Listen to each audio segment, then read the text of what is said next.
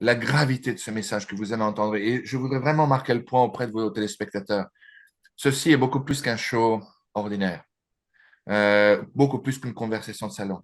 Mais je prie vraiment du fond du cœur pour tous ceux qui écoutent ce message de le prendre avec beaucoup de sérieux et en considération. Car ceci est véritablement, sans la moindre attitude artificielle ou sans vouloir être plastique, c'est un écho d'une invitation du ciel qui vous est faite aujourd'hui à travers notre hôte, à travers ce message, à travers cette émission. Prenez-en bien compte. Et avec cette information que vous êtes sur le point d'écouter, une énorme responsabilité vous incombe et vous tombe entre les mains, celle de répondre oui ou non.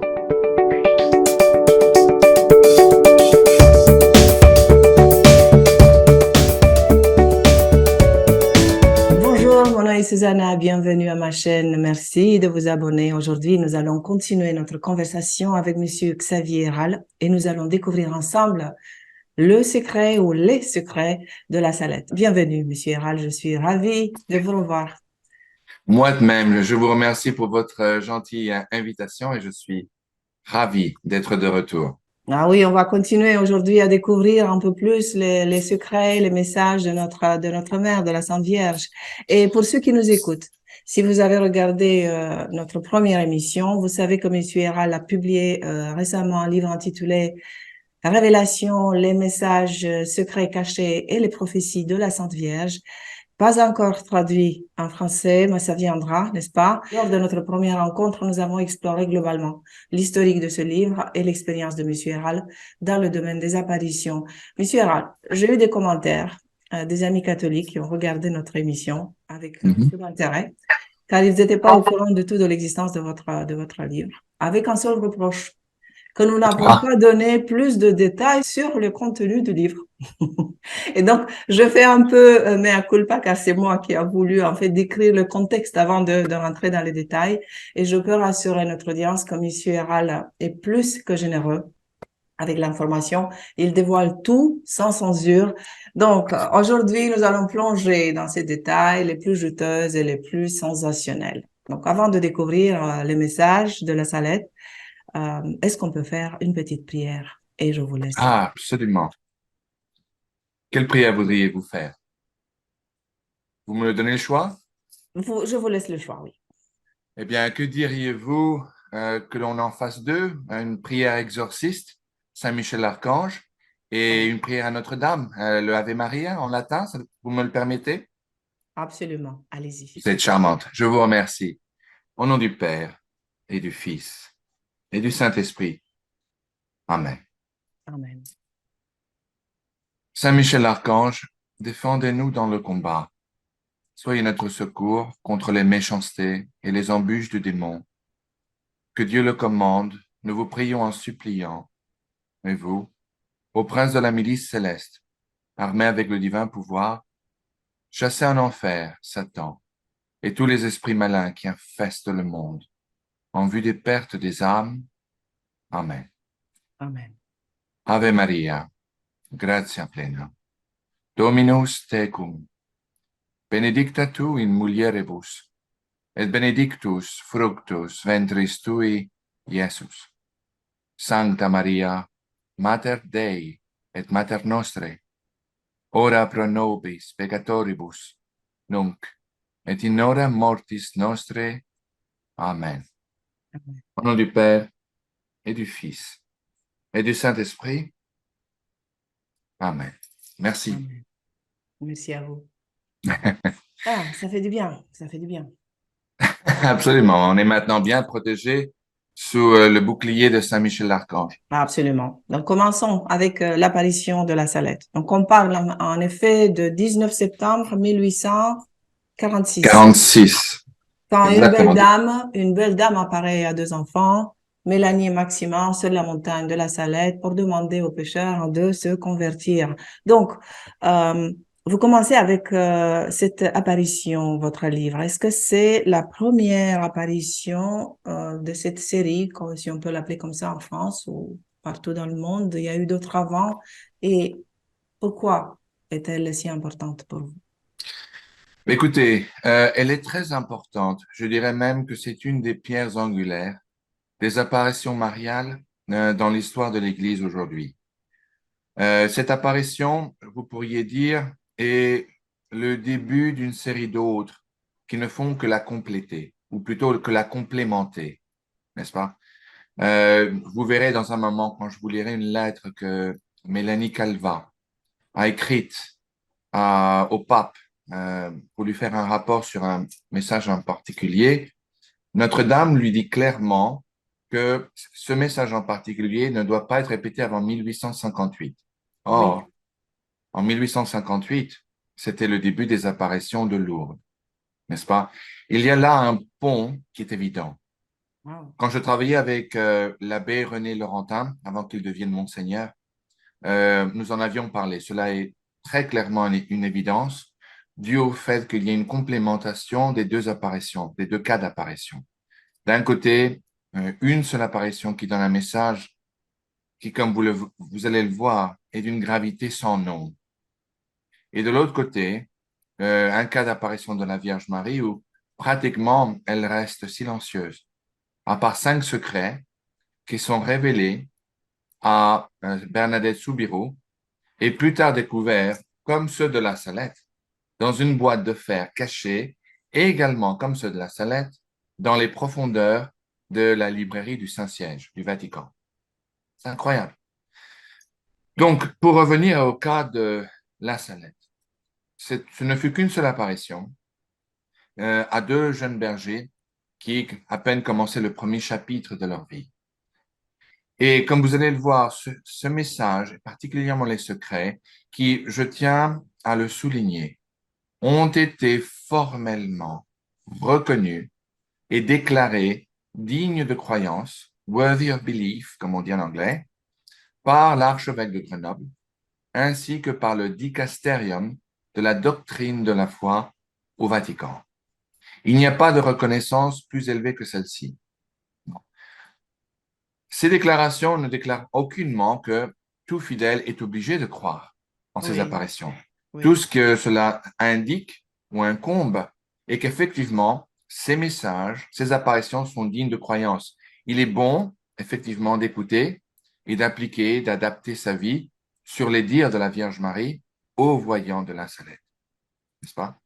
Néanmoins, en dépit, et cela est un véritable paradoxe, pour ne pas dire scandale, l'archevêque de Grenoble, parce que le message que vous allez entendre n'était pas politiquement correct pour lui ou plutôt convenient ou confortable, ni oui. pour le clergé de l'Église catholique romaine et apostolique, a décidé de le cacher. C'est absolument extraordinaire. Mais il l'a caché, il a placé les fameux secrets, parce qu'il n'y en a plus qu'un, les fameux secrets de la Salette dans une boîte de fer et l'a envoyé à la va-vite euh, par un envoyé dans les profondeurs cachées des librairies du Vatican. Cette boîte fut découverte par accident par l'abbé Corteville en 1999.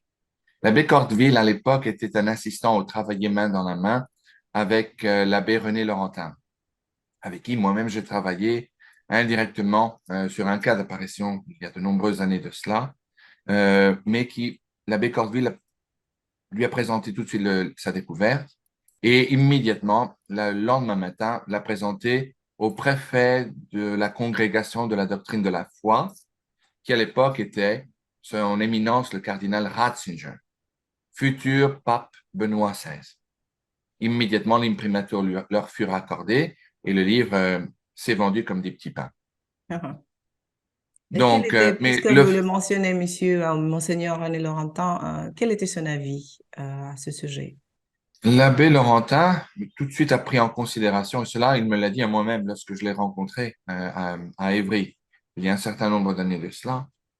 Il m'a très clairement dit, premièrement, le fait que cette apparition a fut déclarée comme étant digne de croyance, aussi bien à Grenoble qu'à Rome, cela lui donnait une énorme belligérance. Il y croyait.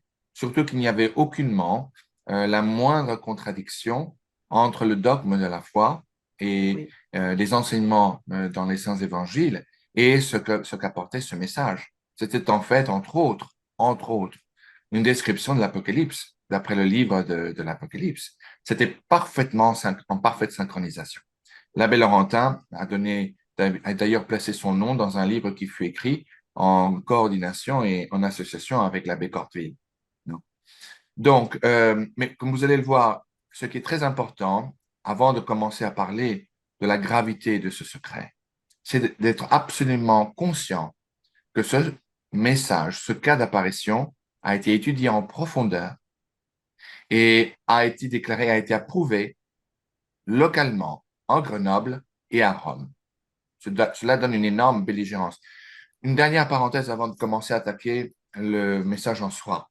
Oui, L'abbé Laurentin m'avait très clairement expliqué que l'objet, ou plutôt la politique d'approche de l'Église vis-à-vis de quelconque lieu d'apparition doit être au tout début hostile. Cela est absolument impératif. L'abbé Laurentin m'a expliqué, vous savez, Xavier, euh, parfois c'est notre bonne nature, bon cœur qu'on doit le faire, simplement parce que l'autorité nous a été donnée par le Christ à travers Saint Pierre de pouvoir discerner ce qui vient de Dieu et ce qui vient d'ailleurs, pour ne pas dire autre chose. Donc, oui, nous devons toujours faire de certaines approches de façon hostile, car nous avons l'autorité de le pouvoir le discerner. Si cela vient de Dieu, il n'y a rien qu'aucun homme sur terre, aucun ange, aucun pape ne puisse faire pour détourner les projets de Dieu. À ce moment-là, l'Église doit reconnaître qu'effectivement, si cela est en conjonction et en parfaite synchronisation avec les enseignements du Christ dans les saints évangiles et en accord au dogme de la foi, nous devons reconnaître que c'est digne de croyance. Si effectivement cela ne vient pas de Dieu, cela s'effondrera. Et en effet, il est notre obligation, il est notre responsabilité qui nous a été donnée à travers le Christ, à travers Saint Pierre, de pouvoir faire attention et surtout de ne jamais déclarer un lieu d'apparition comme étant euh, réel ou digne de croyance pour que plus tard il soit découvert que cela ne fut pas le cas, que cela fut une rouerie. Voyez-vous? oui, Donc, il en vient même de la crédibilité et de la belligérance de l'Église catholique à faire extrêmement attention et à ne pas juger favorablement un lieu d'apparition qui plus tard puisse s'avérer être une rouerie. tout à fait, tout à À fait. ce moment-là, j'ai compris. Et il avait parfaitement raison. Et c'était sujet à un autre lieu d'apparition en Europe que nous étions en train de discuter. Je ne comprenais pas pourquoi l'Église était toujours si hostile au tout début. Donc, il m'a bien remis à ma place en me faisant comprendre la stratégie de l'Église catholique qui est très sage, qui a plus de 2000 ans d'existence et qui, au cours de ces 20 siècles, a appris la sagesse et un certain savoir-faire sur, sur l'étude de lieu d'apparition de la Vierge Marie. Pour en revenir au message lui-même. Alors, quand la Vierge Marie finalement est apparue aux deux petits bergers de la Salette, Oui, elle est apparue tout de suite sur un jouet que les enfants avaient construit. C'était une forme de maison avec certaines pierres que les enfants de la région appelaient généralement un paradis, n'est-ce pas? Donc, tout de suite, et cela n'était pas accidentel, la Vierge Marie, premièrement, une boule de lumière leur était apparue et s'était posée sur ce paradis que les enfants avaient monté. Et immédiatement, cette boule s'était transformée et dessinée la silhouette d'une femme qui était assise euh, en, dans des proportions naturelles, n'est-ce pas, normales, mais qu'une femme qui pleurait assise en, en pleurant dans ses mains. L'apparence de cette dame n'était pas du tout l'apparence traditionnelle que l'on se fait de la Vierge Marie, généralement avec le voile, avec un sache, enfin avec une robe, etc. C'était une apparence plutôt différente. Elle portait une couronne et elle portait des chaînes avec un crucifix qu'elle portait euh, sur sa poitrine. Et elle pleurait. Quand les enfants se sont approchés à elle, effectivement, ils étaient ébahis, ils ne savaient pas très bien quoi en penser. Et c'est là où la Vierge Marie leur a finalement révélé un message public. Et puis chacun individuellement, message privé, secret. Et un Giraud également une mission qu'il devait accomplir plus tard. Et je vais vous expliquer tout en détail. Au fur et à mesure que la Vierge Marie s'adressait à Mélanie Calva pour lui révéler son secret, le petit bonhomme qui était Maximin Giraud n'entendait rien du tout, n'arrivait pas à entendre ce que la jolie dame disait à la petite fille. Et cela n'est pas difficile à croire, car à Fatima, la même chose s'était passée avec le jeune Francisco, quand la Vierge Marie apparaissait et parlait aux deux petites filles, à Jacinta et à Lucia. Mais dans ce cas-là, c'était la même chose. Puis, une fois que le message fut révélé en privé à la jeune Mélanie, la Vierge Marie s'adressa finalement au jeune Maximin et à son tour lui révéla un secret et une mission qu'il devait accomplir plus tard dans sa vie. À ce moment-là, à partir de là, le message fut présenté. Ce ne fut pas toujours facile. Les enfants furent calomniés pendant un certain temps, accusés, euh, insultés. Finalement, l'évêque local, après de nombreuses années d'investigation, s'est rendu compte de l'évidence, à l'évidence que ce ne pouvait être que la Vierge Marie qui leur est apparue et qu'effectivement leur a dévoilé ce message. Mais le message, à titre religieux, et surtout, comme vous le verrez dans un moment, à Ouais. titre politique, est absolument bouleversant. Bouleversant, tout à fait. Mais Maximin, il n'a jamais divulgué son secret de manière directe au public, mais par d'autres moyens. Et le contenu exact de ce message n'a jamais non plus été rendu public. Nous allons parler, en fait, l'histoire de son secret est quand même est fascinante et intrigante à la fois. Tout Nous à fait. allons parler à la fin de cette émission du secret de Maximin. Donc, restez donc avec nous jusqu'à la fin pour tout apprendre de cette apparition de la Salette. Et donc, si revenons à Mélanie, elle a publié son secret la première fois en 1860 ou 58? En 58, si je ne me trompe. En 58, donc 12 ans plus tard. Sa vie a été plutôt compliquée. Celle-ci a essayé d'entrer dans un ordre religieux. Ça n'a pas toujours bien marché. Elle fut énormément critiquée.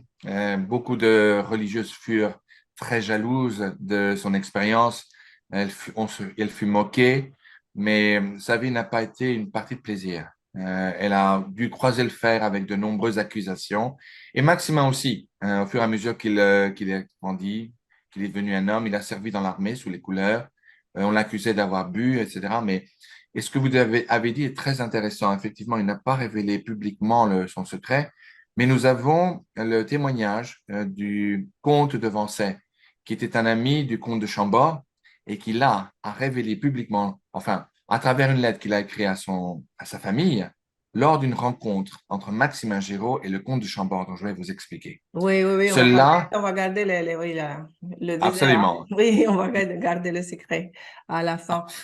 Mais quelle a été en fait la position de l'Église à ce moment-là, au moment de Ah, l'apparition? Il me semble que la validation a été assez rapide parce qu'on a eu des miracles, on a eu des guérisons, il y a oui. eu cette fontaine qui s'est remise à couler, etc. Donc, ça a été assez rapide pour que Confirmation. l'apparition soit validée, non? Absolument. Il y a eu des guérisons miraculeuses de gens qui sont venus faire des pèlerinages à la Salette, n'est-ce pas? Il y a eu effectivement une source d'eau qui est apparue, qui a causé d'innombrables sortes de guérisons et de conversions miraculeuses, y compris de gens qui étaient agnostiques, athées, même des Oui. protestants, même d'autres dénominations chrétiennes se sont convertis à l'Église catholique. Ça a été absolument extraordinaire. Tout cela était très difficile à ignorer pour l'Église catholique, qui, comme vous le savez, on a adopté une approche plutôt hostile pour essayer de démasquer de ce qui est de ce qui n'était pas, comme ils devaient faire, comme leur devoir le dictait. À la fin, il était absolument devenu impossible d'ignorer le fait que le message était tout à fait en accord à la doctrine de la foi et surtout aux enseignements du Christ et au livre au chapitre de la révélation de la Bible. Finalement, l'Église, après un certain nombre d'années, a décidé de déclarer leur approbation de ce lieu d'apparition ils ont préparé un dossier également à Rome qui également a confirmé l'approbation de l'archevêché local. Donc, donne énormément de belligérance à ce cas d'apparition et de crédibilité. Crédibilité Alors, à ce que, oui. Donc, pour tout arriver à au fait. message de Mélanie, on dit que cette visite de la Salette se détache de toutes les autres, car ce message est et je cite, synthèse prophétique sans équivalent, car le secret est l'Apocalypse de Saint Jean actualisé. Est-ce que vous pouvez commenter avant de commencer à lire le message? Tout à fait. Je vais de dire que c'est sans précédent, cela est vrai. mais je voudrais rajouter que la gravité de ce message que vous allez entendre, et je voudrais vraiment marquer le point auprès de vos téléspectateurs, ceci est beaucoup plus qu'un show ordinaire, beaucoup plus qu'une conversation de salon. Ce message, je suis habitué à le faire en anglais, étant donné que j'habite principalement aux États-Unis, bien que je fais la navette tout le temps entre la France et les États-Unis. Mais ce message, c'est ce show que nous faisons, comme ce que je fais aux États-Unis, et je le fais maintenant en espagnol également. Nous avons eu plus d'un demi-million de viewers en Amérique latine, depuis le Mexique jusqu'à la Tierra del Fuego, non? Plus d'un demi-million de viewers en moins d'un mois. Nous espérons faire la même chose en France. Je suis français jusqu'au bout des ongles et je suis profondément amoureux de mon pays. J'aime mon peuple, j'aime ma nation, j'aime notre culture et notre histoire. Mais je prie vraiment du fond du cœur pour tous ceux qui écoutent ce message de le prendre avec beaucoup de sérieux et en considération. Car ceci est véritablement, sans la moindre attitude artificielle ou sans vouloir être plastique, c'est un écho d'une invitation du ciel qui vous est faite aujourd'hui à travers notre hôte, à travers ce message, à travers cette émission. Prenez-en bien compte. Et avec cette information que vous êtes sur le point d'écouter, une énorme responsabilité vous incombe et vous tombe entre les mains, celle de répondre oui ou non. Tout à fait. Donc, donc pour ce qui a trait au message de Mélanie Calvin, euh, Oui. l'importance de ce message a principalement deux bases. Un aspect prophétique, de nature prophétique, sur ce qui va arriver ou ce qui allait arriver à partir de 1846 jusqu'à nos jours. En accord au dire de Maxime Ingiraud, le message n'est pas une épée de Damoclès qui est sur le point de nous tomber sur la tête, ni même un ultimatum. C'est une admonition dans laquelle la Vierge Marie nous dit, mes enfants, si vous continuez à rouler à 200 km à l'heure en direction de ce mur, vous périrez. Il est temps de tourner le volant, 45 degrés, si vous voulez vous sauver. Cela est le message de la Salette, comme ce fut également sa continuation à Fatima, à Tilly d'abord, en Normandie, un lieu d'apparition qui fut également approuvé par son évêque local, à Fatima, et plus tard à Akita, au Japon, n'est-ce pas? Oui. Donc, le message est le suivant. Toutes les admonitions, toutes les prophéties qui vont être soumises et que l'on va vous faire écho maintenant, peuvent être changées vis-à-vis, ou plutôt, si l'humanité, si l'homme répond présent, attend, s'il accepte l'invitation à la conversion, attend, tout à fait comme à Ninive. Rappelez-vous Fatima, la Vierge Marie fut très claire. La Vierge dit, si l'homme ne se convertit pas à temps, si l'homme ne revient pas à mon fils, alors il y aura une seconde guerre mondiale qui sera pire que celle-ci. Et si l'homme ne revient pas à mon fils et ne se convertit pas, la Russie propagera ses erreurs à partir dans le monde entier. C'est-à-dire que le passage était clairement décrit au conditionnel, comme à Ninive. Le décret fut clair et sans bagage. Il fut clairement décrété que Ninive serait pulvérisée, dû au péché de sa population et de son roi. Quand Jonas fut envoyé, il avait pour mission de donner une dernière chance de conversion au peuple de Ninive. Heureusement, par probablement inspiration du Saint-Esprit, ils furent convaincus, ils décidèrent de faire la pénitence, de demander pardon du fond du cœur, et la sentence fut éliminée. Le même principe retombe sur les prophéties de la Salette, comme aussi cela retombait sur les prophéties de Fatima, ceux de Akita, etc., etc., etc. Donc, j'espère que cela répond à votre question. Pour le Oui. message en soi, si vous voulez, euh, je peux commencer à le lire à partir du début et ensuite en couvrant les secrets en question. Bon, ben, je vais commencer tout d'abord et je ne vais pas, le message est très très long. Rappelez-vous, il n'y avait qu'une seule apparition. Si vous ne voyez pas d'inconvénient et si vous m'en donnez la Non, non, permission pas en du vue tout. du Au fait, contraire, au contraire. très bien, car je sais que nous faisons la course contre la montre, n'est-ce pas? Donc, je commence ainsi. Cela a été adressé aux deux enfants en même temps. La Vierge commence en disant, venez mes enfants, n'ayez pas peur. Je suis ici pour vous annoncer de bonnes nouvelles. Si mon peuple ne se soumet pas, je suis obligé de lâcher le bras de mon fils. Il est fort et si lourd, et je ne peux plus le retenir. J'ai tant souffert pour vous tous. Si je veux que mon fils ne vous abandonne pas, je suis obligé de le prier sans cesse pour vous tous, mais vous y êtes indifférents. Malgré vos prières et vos œuvres, vous ne pourrez jamais compenser la douleur que j'ai prise sur moi pour vous tous. Je vous ai donné 6 jours pour travailler, j'ai réservé le septième, et ils ne veulent pas me l'accorder. C'est ce qui rend le bras de mon fils plus lourd.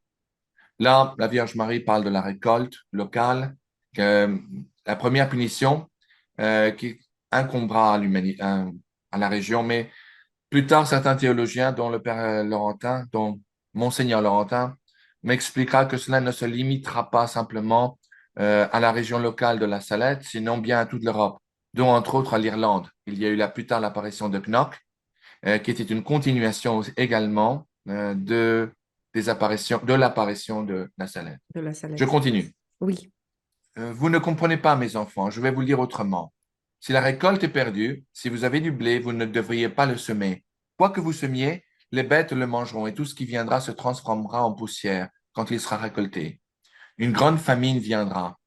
Avant les grèves, avant les grèves de la faim, les jeunes enfants de moins de 7 ans auront des secousses, des tremblements de sorte et mourront aux mains des personnes qui les tiennent. Les autres feront pénitence avec la faim. Les coquilles des noix seront vides et les raisins pourriront.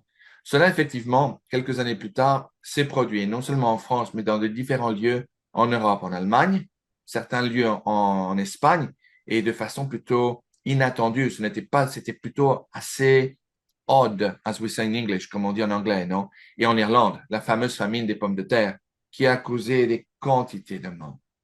Mais nous allons en revenir à cela un peu plus tard, si vous voulez bien. Nous allons directement maintenant au message, au secret de la sellette qui fut révélé à Mélanie Calva. Mélanie, je vais mettre mes lunettes, si vous ne m'excusez. Je sais qu'elles Je sont vous excuse. énormes et j'ai l'air du Mister Magoo, mais cela m'indiffère. Voici le message donné à Mélanie Calva. Les prêtres, ministres de mon fils, pour leur mauvaise vie, pour leur irrévérence et leur impiété dans la célébration des saints mystères, pour leur amour de l'argent, pour leur amour de l'honneur et des plaisirs. Les prêtres sont devenus des manteaux d'impureté. Oui, les prêtres exigent la vengeance et la vengeance est suspendue au-dessus de leur tête. Malheur aux prêtres et à ceux consacrés à Dieu qui, avec leur infidélité et leur mauvaise vie, crucifient à nouveau mon Fils. Les péchés des consacrés crient au ciel et crient vengeance. Et voici la vengeance à leur porte, parce qu'il n'y a plus personne pour implorer la miséricorde et le pardon pour le peuple. Il n'y a plus d'âme généreuse. Il n'y a personne digne d'offrir la victime immaculée à l'Éternel au nom du monde. Dieu frappera d'une manière comme aucune autre auparavant. Malheur à l'habitant de la terre. Dieu épuisera sa colère et personne ne pourra échapper à tant de mots ensemble. Les dirigeants du peuple de Dieu ont négligé la prière et la pénitence, et le diable a obscurci leur intelligence. Ils sont devenus ces étoiles errantes que le vieux diable traînera avec sa queue pour les faire périr. Dieu permettra au vieux serpent de diviser les dirigeants de toutes les sociétés, de toutes les familles. Il y aura des souffrances physiques et morales. Dieu abandonnera les hommes à leur sort et enverra des châtiments qui se succéderont pendant plus de 35 ans. La société est à la veille des fléaux les plus terribles, des plus grands événements. Il faut s'attendre à être gouverné avec une verge de fer et à boire une calice de colère divine. Que le vicaire de mon fils, le souverain pontife Pie IX, ne quitte pas Rome après l'année 1859, mais qu'il soit ferme et généreux. Puisse-t-il combattre avec les armes de la foi et de l'amour. Je serai avec lui, qu'il garde Napoléon à l'esprit. Son cœur est à double face, et quand il voudra être à la fois pape et empereur, Dieu le retirera bientôt. Il, Napoléon III, est cet aigle qui, voulant s'élever toujours plus haut, tombera sur l'épée qu'il voulait utiliser pour forcer le peuple à le soulever. L'Italie sera punie dans son ambition pour avoir voulu se débarrasser du joug du Seigneur des Seigneurs. Elle aussi sera livrée à la guerre. Le sang sera versé partout. Les églises seront fermées ou profanées.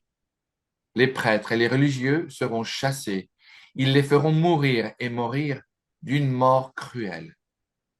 Beaucoup abandonneront leur foi et le nombre de prêtres et de religieux qui se sépareront de la vraie religion sera grand. Parmi ces gens, il y aura même des évêques. Que le pape soit sur ses gardes contre les faiseurs de miracles, car le temps est venu pour les merveilles les plus étonnantes qui auront lieu sur terre et dans les airs. Une brève parenthèse là-dessus. Oui. Nous avons fait plusieurs émissions télévisées ici aux États-Unis sur cet extrait du passage de l'apparition de la Salette. Je ne sais pas si c'est le cas en France. Tout dernièrement, il y a une vague, n'est-ce pas, qui se répand dans les médias américains ayant trait aux ovnis.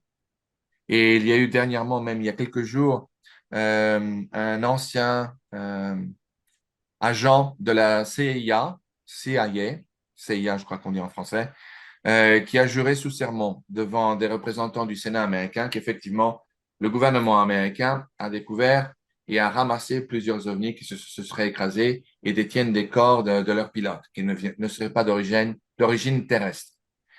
Il y a un certain prêtre qui est le père recteur d'un nouvel ordre religieux au Québec qui s'appelle le Révérend Père Michel Rodrigue, qui a parlé de cela et des révélations que notre Seigneur lui a faites Mhm. concernant ces fameux ovnis. Donc, tout le monde ici aux États-Unis et au Canada, tout le monde est en train d'en parler aujourd'hui.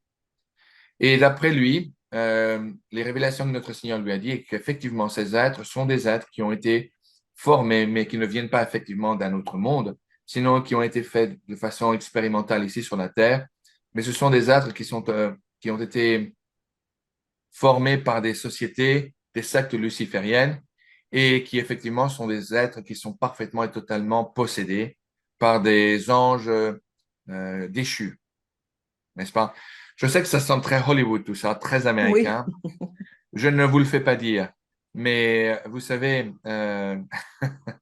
je préfère ne pas brûler de pont derrière moi, ni de fermer des portes à clé derrière moi, sans pour autant avoir des évidences. Je préfère faire le pari de Pascal, voyez-vous, que de dire non tout de suite. C'est une erreur de dire oui pour des cas aussi extrêmes, aussi bien que de dire non, sans avoir étudié la chose en profondeur et surtout sans parti pris.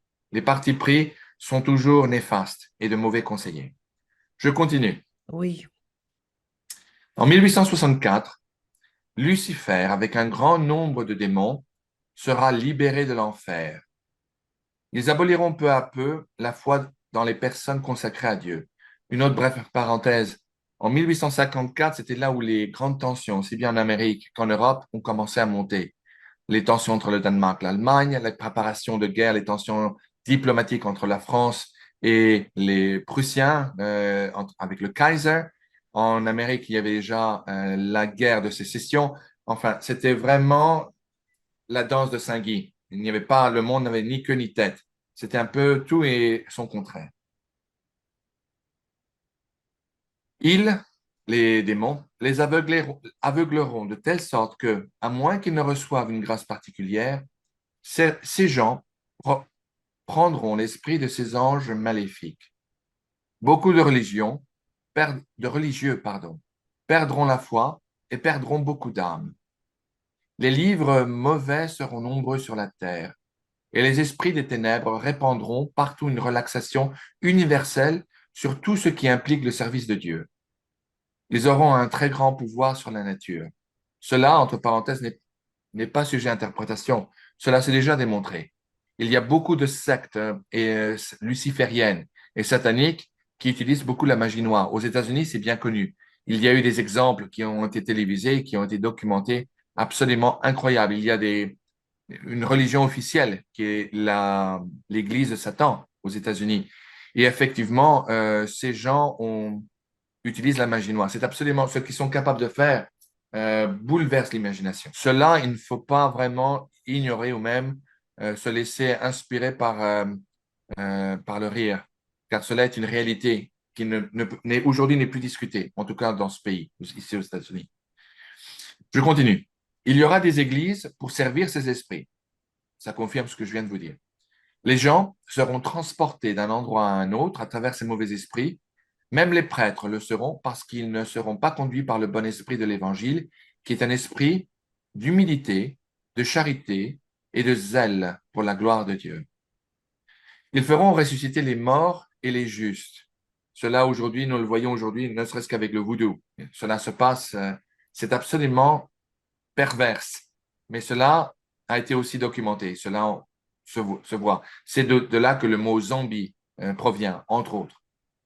Je continue. Il y aura des merveilles extraordinaires partout parce que la vraie foi s'est éteinte et parce que la fausse lumière illumine le monde. La fausse lumière, entre parenthèses. Vous savez, le temps des Lumières, comme on appelait cela du temps de la La Révolution. révolution, oui. Absolument. C'était une lumière fausse. Vous savez, il y a quelque chose qu'on appelle ici aux États-Unis, on appelle la lumière noire. Vous savez, ce motto, liberté, égalité, fraternité, ça sonne très bien. Ce qu'on oublie de dire dans les livres d'histoire, c'est que pendant la Révolution et pendant le Premier Empire, il y avait certains révolutionnaires, certains républicains qui semblaient tout de même, jusqu'à ce jour, plus égaux que d'autres, n'est-ce pas? Plus fraternels que d'autres. Et cela, aujourd'hui, on le voit sous le mandat d'Emmanuel Macron, avec cet esprit mielleux, ce français si bien prononcé, doucement pour attirer l'attention et l'admiration des gens. Mais les gens ne sont pas dupes. Les gens se rendent parfaitement compte que tout ça n'est rien d'autre qu'un mirage qui est basé sur une médiocrité et sur un grand mensonge, n'est-ce pas? Et on en reviendra là-dessus plus tard quand je vous parlerai du fameux secret de Maximin Giraud. Je continue. Oui. Malheur aux princes de l'Église qui seront occupés à amasser les richesses, ou plutôt richesse sur richesse, à sauvegarder leur autorité et à dominer avec fierté. Le vicaire de mon fils devra beaucoup souffrir, car pour un temps, l'Église sera livrée à une grande persécution. Ce sera le temps des ténèbres. L'Église connaîtra une crise effrayante. Cela, on le voit déjà Donc aujourd'hui. ici, on parle de quelle période? Ici, il n'y a pas d'année qui est mentionnée, mais il me Non. semble que l'Église sera livrée à une grande persécution. Ce sera le temps des ténèbres. L'Église connaîtra une crise effrayante. Je ne connais pas. Peut-être que vous pourrez m'éclairer là-dessus si vous pensez qu'il y a une autre période de temps qui distingue cette description. Mais je ne connais pas aujourd'hui, dans le temps où nous vivons, où l'Église passe et vit littéralement une guerre civile. Je ne crois pas qu'il y ait de temps plus graves que ceux que nous vivons aujourd'hui. Les temps des ténèbres dont la Vierge Marie en parle aujourd'hui, il me semble que c'est le temps des scandales. Combien de scandales a-t-on découvert sur la pédophilie parmi des milliers de prêtres, d'évêques et même de cardinaux? Ici aux États-Unis, je ne sais pas si vous avez entendu parler de cardinal McCarrick, n'est-ce pas, qui initialement était connu pour avoir mené d'innombrables séminaires à des relations homosexuelles immondes, au point que sa sainteté, Pope Benoît XVI, l'a démis de ses fonctions. L'Église n'a fait que collectionner scandale après scandale depuis environ, facilement, je dirais, une soixantaine d'années. Et je crois que cette description que la Vierge fait aux enfants de la Salette correspond parfaitement à l'époque dans laquelle nous vivons aujourd'hui. Je continue. S'il vous plaît. Une fois la sainte foi de Dieu oubliée, chaque individu voudra se guider et être supérieur à ses semblables. Ils aboliront les pouvoirs civils et ecclésiastiques. Tout ordre et toute justice seront foulés aux pieds. Seul le meurtre, la haine, la jalousie, les mensonges et la discorde seront vus sans amour du pays ou de la famille. Ça, c'est clair. Tout ce qui a trait aujourd'hui au patriotisme, à l'amour de la famille, à la décence. Aujourd'hui, c'est trempé, tout le monde marche dessus. Si on sort un drapeau français, on le place à la fenêtre, on est immédiatement traité de nationaliste, pour ne pas dire de néo-fasciste. Toutes les valeurs qui étaient nôtres, les valeurs de l'amour de la famille, ce qui était décent auparavant, aujourd'hui, est indécent. Les indécences d'hier sont décentes et acceptables aujourd'hui. Et si par mégarde, vous veniez à dire que, par exemple, l'homosexualité est une indécence, que l'avortement est acceptable, que cela ne dépend que de la volonté de la mère. Oui, et si vous osez vous opposer à ces notions-là, vous serez traité de néo-nazi, de facho et je ne sais quoi. C'est la grande peur des Français, d'être appelés néo-fascistes, néo-nazis, alors qu'en fait, en vérité, tous ceux qui accusent cela savent que c'est une arme très puissante, n'est-ce pas? Il n'y a pas de réplique contre cela. Écoutez, il faut que cela cesse, parce que je vais vous dire, cela ne prouve qu'une chose, c'est que le ridicule ne tue pas, n'est-ce pas? De vouloir protéger, de défendre la foi catholique, ce n'est pas être néo-nazi. Celui qui vous parle aujourd'hui est le neveu d'un compagnon de la Libération qui a rejoint le général de Gaulle le 19 juin 1940 après avoir écouté son appel. Je peux vous assurer ceci, que tous ces officiers de la France libre, de la première heure, je ne parle pas de ceux qui ont rejoint le général de Gaulle après le 21 juin 1941, quand Adolf Hitler a lancé ses divisions sur la Russie. Parce que je vous rappelle qu'en tout début de la guerre, c'était, et aussi on va parler de l'officier de la guerre, mais au tout début de la guerre, les gens de gauche, les communistes en particulier, qui étaient appuyés par Staline depuis la Russie, il y avait une alliance non déclarée entre Staline et Adolf Hitler, la division, à commencer par la division de la Pologne en 1939, n'est-ce pas? Il ne faut pas oublier cela. L'invasion des pays baltiques par la Russie qui était approuvée par Adolf Hitler. L'Allemagne et la Russie étaient alliés jusqu'en 21 juin 1941, quand Adolf Hitler a lancé l'opération Barbarossa, une opération surprise contre la Russie. Alors là, oui, les résistants, tout de suite communistes, socialistes, sont venus rejoindre le général de Gaulle. Ah oui, c'est une question d'honneur. Je vous en prie, ne me faites pas rire. Vous savez, je peux vous dire que j'ai écrit un livre également sur les aventures de mon oncle Jean Héral, qui s'appelle Héroïsme, aux éditions L'Harmattan, basé sur son journal de guerre qu'il a commencé le 19 juin 1940. Je peux vous dire qu'effectivement, à Londres, quand les Allemands ont commencé l'invasion de la Russie et que la résistance commençait à grossir ses rangs, n'est-ce pas? Tout le monde était content, mais en même temps perplexe. C'était une alliance de convénience. C'est toujours la loi du plus fort c'est toujours la loi du plus fort qui a toujours raison. Non? De toute façon, l'humanité est l'humanité. Il ne faut pas se laisser tromper. Il est de notre devoir, aux fidèles, de défendre ce que la Vierge Marie ici à la Salette, ce que notre Seigneur nous a enseigné à travers les évangiles, ce que l'Église catholique défend aujourd'hui et nomme le dogme de la foi. Cela n'est pas du tout du néofascisme, c'est une défense de la décence, du bien contre le mal.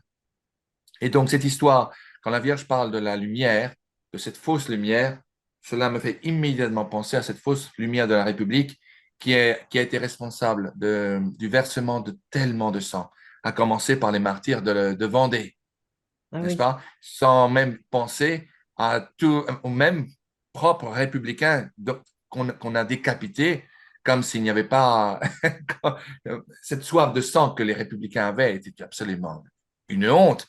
Et ces républicains même croyaient représenter le peuple, alors qu'une grande majorité du peuple n'était pas du tout en faveur de cette boucherie que ces gens qui ont été menés remarquablement et paradoxalement par la noblesse qui était inspirée et influencée par la franc-maçonnerie qui provenait au-delà de la Manche, qui ont initié tout cela. Très peu de gens savent cela, malheureusement. Mais il est temps que cela se sache. Et la Vierge Marie, à travers cette apparition, en donne foi. Et vous verrez, une fois que nous parlerons sur le secret de Maximin Giraud, comment elle le fait. Mais avec votre permission, je continue. Allons-y. Le Saint-Père souffrira énormément. Je serai avec lui jusqu'à la fin pour recevoir son sacrifice. Le méchant essaiera souvent de tenter contre sa vie, mais sans réussir à entraver à ses jours. Ni lui, ni son successeur, et puis là, il y a eu un bref silence, ne verront le triomphe de l'Église de Dieu, n'est-ce pas? En 1865, l'abomination sera vue dans les lieux saints, dans les couvents, les fleurs de l'Église seront purifiées et le diable deviendra roi des cœurs. Que les chefs des communautés religieuses soient sur leur garde contre les personnes qu'ils devraient recevoir, parce que le diable utilisera toute sa malice pour introduire dans les ordres religieux des gens abandonnés au péché.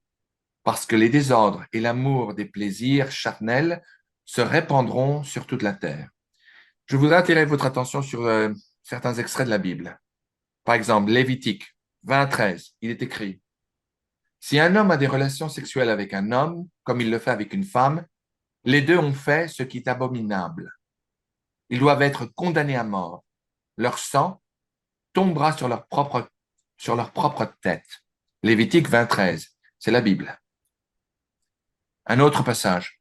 C'est pourquoi Dieu les a abandonnés à leur désir honteux. Même les femmes se sont retournées contre le chemin naturel et sont allées contre la nature. Et la même chose s'est produite avec les hommes, abandonnant la relation naturelle avec les femmes. Ils brûlaient de luxure entre eux. Les hommes ont fait des choses honteuses à d'autres hommes, et à la suite de ce péché, ils ont souffert en eux-mêmes la punition qu'ils méritaient. Ça, c'est Romains, chapitre 1, 26 à 27. Comment peut-on justifier ce genre de choses lorsqu'on est chrétien? Je reviens donc au message de la Vierge Marie. La France, l'Italie, l'Espagne et l'Angleterre seront en guerre. Le sang sera versé dans les rues.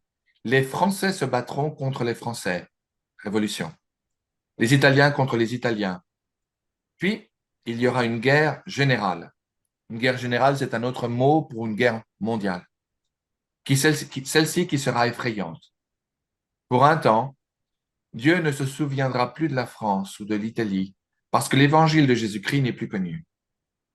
Les méchants utiliseront toute leur méchanceté. Les gens vont s'entretuer, se massacrer, même à l'intérieur des maisons. Au premier coup de son épée puissante, les montagnes et toute la nature trembleront de peur parce que les désordres des crimes des hommes passent à travers la voûte du ciel. Et là, ça devient très sérieux. Paris va sombrer et Paris et Marseille vont sombrer. De nombreuses grandes villes seront secouées et englouties par des tremblements de terre. Les gens croiront que tout est perdu. Seuls les meurtres seront vus et les bruits d'armes et de blasphèmes se feront entendre. Les justes souffriront beaucoup. Leurs prières, leurs pénitences et leurs larmes monteront au ciel, et tout le peuple de Dieu demandera pardon et miséricorde, et demandera aussi mon aide et mon intercession. Alors, Jésus-Christ, par un acte de sa justice et sa grande miséricorde envers les justes, commandera à ses anges que tous soient exécutés. Soudain, les persécuteurs de l'Église de Jésus-Christ et tous les hommes livrés au péché périront, et la terre deviendra un désert. Alors il y aura la paix, la réconciliation entre Dieu et les hommes. Jésus-Christ sera servi, adoré et glorifié. La charité fleurira partout. Les nouveaux rois seront le bras droit de la Sainte Église, qui sera forte, humble, pieuse, pauvre, zélée et imitatrice des vertus de Jésus-Christ. L'Évangile sera prêché partout et les hommes feront de grands progrès dans la foi parce qu'il y aura unité parmi les ouvriers de Jésus-Christ et parce que les hommes vivront dans la crainte de Dieu. Là, on parle de choses qui sont très, très sérieuses. C'est le début des grandes prophéties à partir de notre temps, du XXe siècle. Là, la Vierge Marie parle que Paris sera détruit, que Marseille va sombrer. La Vierge mentionne que de grandes villes seront secouées et englouties par des tremblements de terre, désastres naturels. Puis il parle qu'il y aura beaucoup de bruit d'armes et de blasphèmes qui se feront entendre. Beaucoup de fidèles souffriront, etc., etc. Puis il parle d'un événement où les persécuteurs de l'Église de Jésus-Christ et tous les hommes livrés au péché périront et la terre deviendra un désert. Cela fait référence, et cela j'en ai parlé entre autres également à Monseigneur Laurentin, il y a d'autres théologiens ici aux États-Unis, cela fait référence à une situation qui, encore une fois, peu de Français ne croient. Il s'agit d'un cas qui a été annoncé entre autres par Saint Padre Pio, entre autres, et qui s'appelle les 3 jours de noirceur ou les 3 jours d'obscurité, 3 Days of Darkness en anglais. Cela a été reconnu comme étant digne de croyance, aussi bien par l'Église locale de Grenoble, comme je vous l'ai dit, mais également par le Vatican. Et non seulement à travers ce cas, mais à travers d'autres cas d'apparition, comme entre autres également celui de Tilly, qui a été reconnu Oui. formellement en Normandie et par des écrits et des révélations qui ont été faites à travers Saint Padre Pio, le stigmatiste, à travers 2 lettres qu'il a écrites sur demande du Saint-Siège, expliquant exactement ce qui va se passer pendant ces 3 jours d'obscurité, de noirceur. Je recommande également à vos téléspectateurs de lire et de s'intéresser également aux apparitions de l'Aphrodite à travers Marie-Julie Janis, une femme extraordinaire, stigmatiste, informellement reconnue et approuvée par son évêque local, Monseigneur Fournier, au mois de juin, je crois, si je ne me trompe, c'était le 6 juin 1876. Elle parle avec grand détail des révélations ayant trait aux 3 jours d'obscurité qui sont supposés avoir lieu. Je continue. Cette paix entre les hommes ne sera pas très longue. 25 ans de récolte abondante vous feront oublier que les péchés des hommes sont la cause de tous les problèmes qui viennent sur terre. Un précurseur de l'Antichrist, ainsi que les troupes de nombreuses nations combattront le vrai Christ, le seul sauveur du monde. Il versera une grande quantité de sang et voudra détruire l'adoration de Dieu afin de s'apparaître comme un Dieu lui-même. La terre sera frappée de toutes sortes de blessures. Il y aura des guerres jusqu'à la dernière guerre, qui seront menées par les 10 rois de l'Antichrist, qui auront tous le même but et qui seront les seuls à gouverner le monde. Avant que cela n'arrive, il y aura une fausse paix dans le monde. Tout le monde ne pensera qu'à être distrait et à se distraire. Les méchants commettront toutes sortes de péchés, mais les enfants de la Sainte Église et les enfants de la foi, mes vrais imitateurs, grandiront dans l'amour de Dieu et dans les vertus qui me sont les plus chères. Âme heureuse et humble, guidée par le Saint-Esprit, je lutterai avec eux jusqu'à qu'ils atteignent la plénitude de l'âge. La nature exige vengeance pour les hommes et tremble de peur en attendant ce qui va arriver à la terre souillée par les crimes. Tremble, terre. Et vous, qui faites profession de servir Jésus-Christ et qui en vous-même vous adorez, tremblez. Il vous livrera à son ennemi parce que le lieu saint est corrompu. De nombreux couvents ne sont plus les maisons de Dieu, mais les pâturages d'Asmodée et de sa famille. Asmodée est si vous le voyez dans le Wikipédia ou dans le dictionnaire, c'est le nom d'un grand démon dédié à l'impureté sexuelle.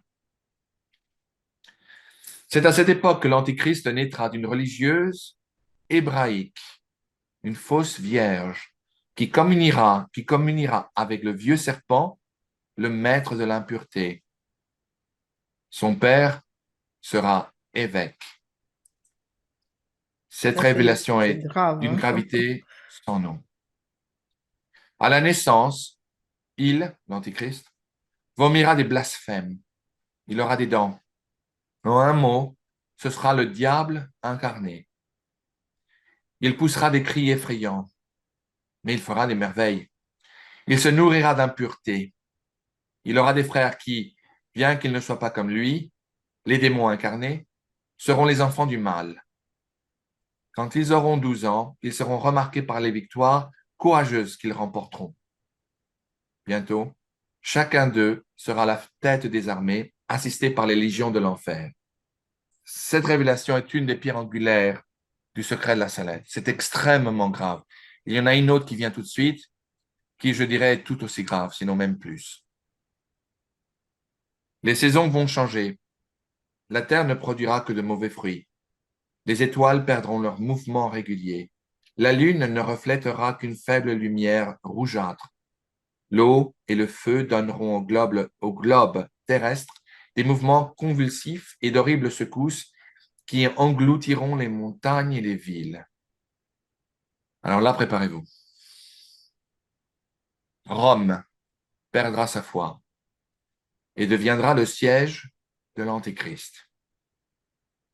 Les démons de l'air avec l'Antichrist feront de grandes merveilles sur la terre et dans les airs, et les hommes deviendront de plus en plus pervertis. Dieu prendra soin de ses fidèles serviteurs et des hommes de bonne volonté. L'Évangile sera prêché partout, toutes les nations auront la connaissance de la vérité.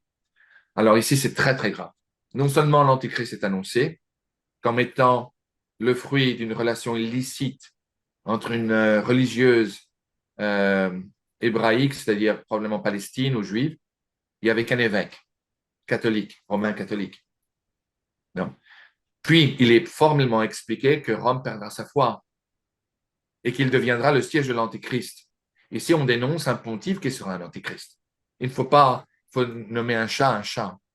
Ce message est véritablement de la plus haute gravité et annonce également ce que le troisième secret de Fatima annoncera également 71 ans plus tard.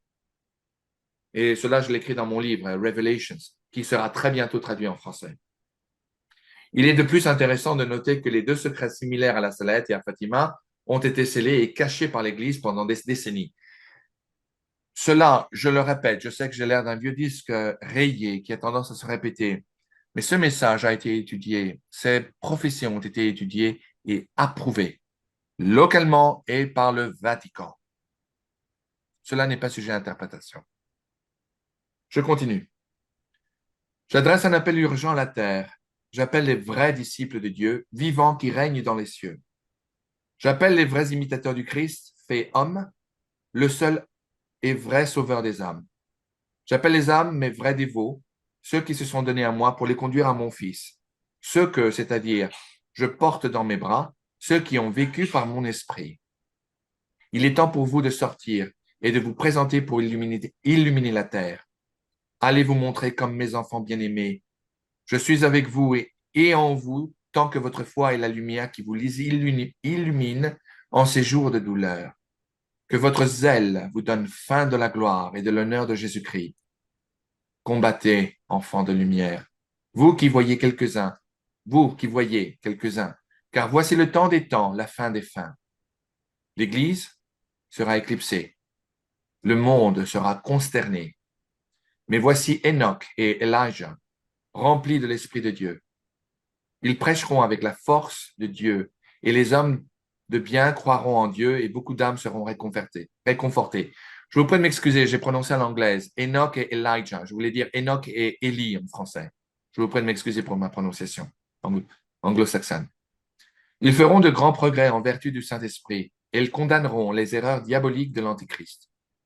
Malheur aux habitants de la terre, il y aura des guerres sanglantes et des famines, des pestes et des maladies contagieuses. Nous en avons déjà connu une. Il y aura des pluies composées d'horribles grêlons. Il y aura un tonnerre qui secouera les villes, des tremblements de terre qui engloutiront les pays. Des voix se feront entendre dans les airs. Les hommes se cogneront la tête contre les murs. Ils demanderont la mort. Et d'autre part, la mort sera leur torture. Le sang sera versé partout. Qui pourrait gagner si Dieu ne raccourcit pas le temps de cette période difficile? Par le sang, les larmes et les prières des justes, Dieu se laissera émouvoir.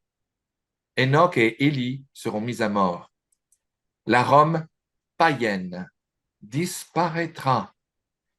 Le feu du ciel tombera et consumera 3 villes.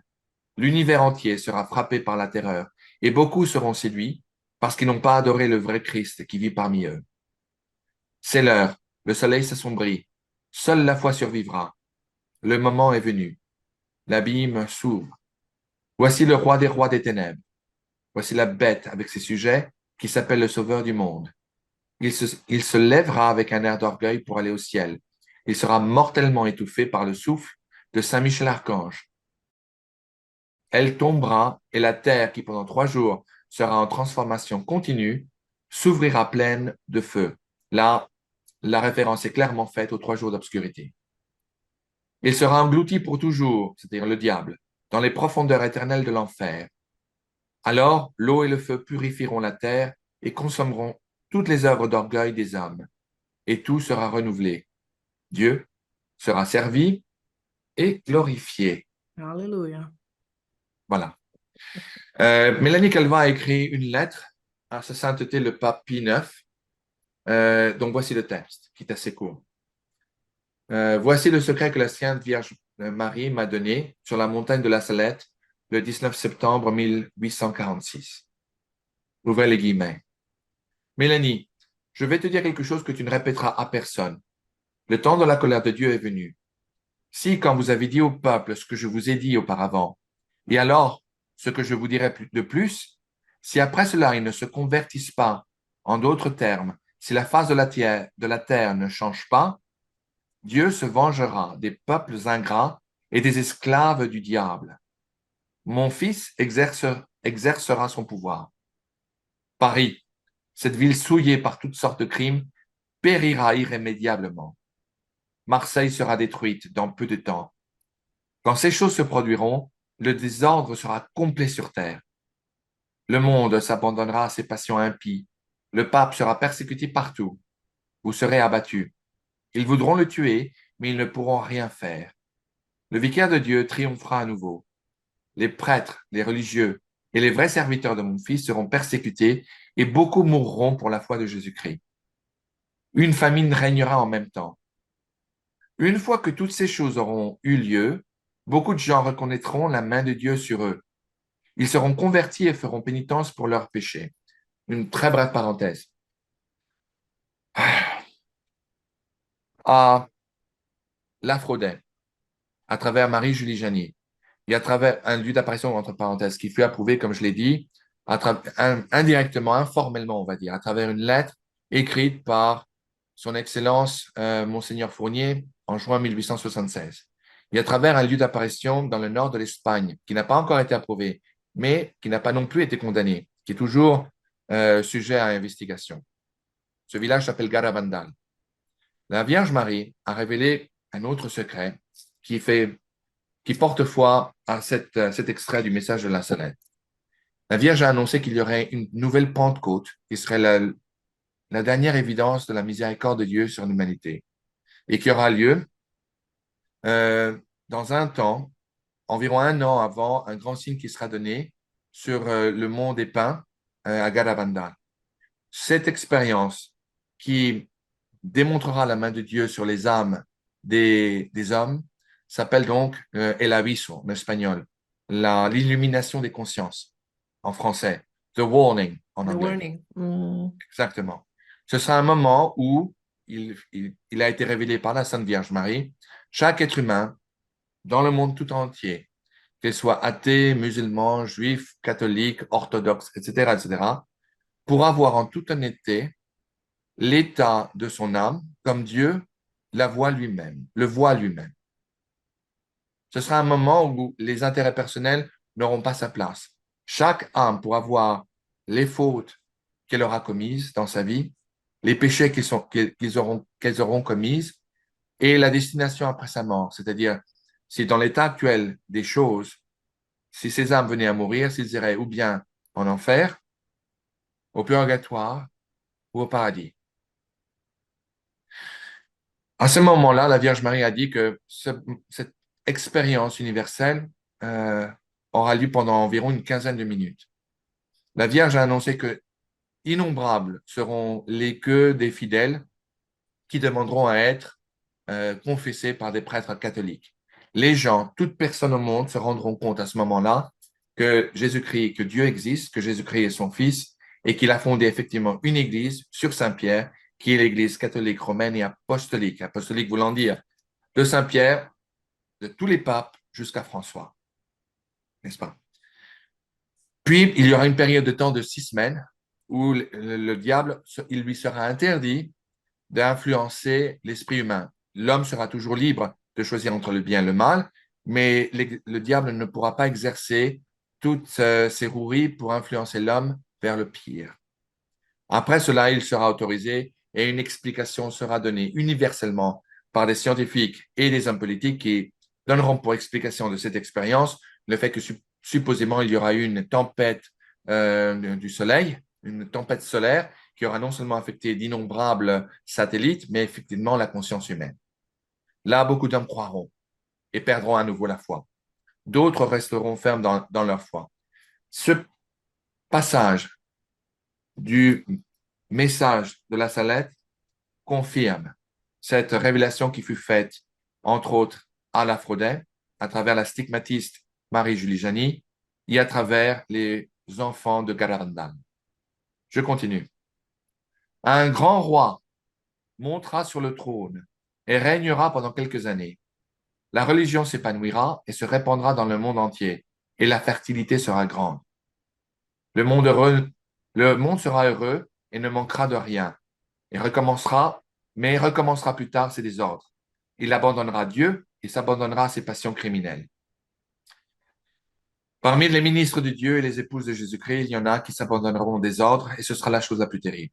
À la fin, un enfer régnera sur terre. Ce sera quand l'Antichrist naîtra d'une religieuse, mais malheur à elle. Beaucoup de gens croiront en lui parce qu'il prétendra venir du ciel. Malheur à ceux qui le croient. Le temps n'est pas loin. Ce ne sera pas 2 fois 50 ans. Ma fille, vous allez répéter ce que je viens de vous dire. Vous ne le direz à personne. Donc, si un jour vous devez le faire, vous ne direz pas de quoi il s'agit, car tu ne diras rien avant que je te dise de le faire. Je demande à notre Saint-Père le Pape de me donner sa sainte bénédiction, signée Mélanie Mathieu, pastorat de la Salette, le 6 juillet 1851. Ici, quand la Vierge lui a dit ce ne sera pas 2 fois 50 ans, là, elle faisait référence, n'est-ce pas, à l'existence et aux activités de l'Antichrist. En 1846, cela fut fait en 1851. Bon, le message fut donné en 46. Donc, il semblerait qu'à partir de 1946-1947, ce fut quand les choses vont commencer pour l'existence de cet individu.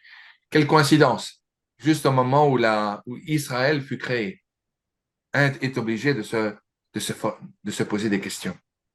Il n'y avait aucune façon au monde pour que cette petite fille sache qu'exactement un siècle plus tard, ce serait la création de l'État d'Israël. Et que l'Antichrist serait le fruit illicite d'une juive, supposée religieuse juive, et d'un évêque catholique. Maintenant, nous allons revenir. On pourrait encore parler pendant des heures sur ce sujet. Pour récapituler un petit peu, je sais que le message n'est pas chronologique, ça je l'ai compris. Mais est-ce que nous, on peut tous les deux essayer de mettre un peu de Absolument. l'ordre dans ces Absolument. informations reçues? Monseigneur René Laurentin est Oui. mort en 2017. Donc, je n'ai pas pu poursuivre malheureusement cette fascinante conversation avec lui. Mais les fameux 35 ans de fausse paix, moi j'interprète ça à partir de la chute du mur de Berlin, quand supposément la guerre froide était finie. Mhm. Donc, 35 ans plus tard, environ, plus ou moins, il y a eu ce qui s'appelle l'expansion de l'OTAN vers les pays de l'Est. Vous, cher ami, vous en savez quelque chose. Les nations du pacte de Varsovie se sont dissoutes. Elles sont devenues neutres, libres, et se sont ouvertes ouvertement à l'organisation nord-atlantique, l'OTAN. En 2022, là, une guerre qui semblait peu probable a finalement eu lieu. Cette fausse paix qui fut mentionnée à la Salette, à moi, me semble, a pris son fin lors de l'invasion de l'Ukraine par la Russie en février 2022. Une guerre qui d'ailleurs continue aujourd'hui, qui va mal pour les forces de l'OTAN et qui ne semble pas voir de lumière au bout du tunnel, encore aujourd'hui. C'est ainsi que je l'interprète.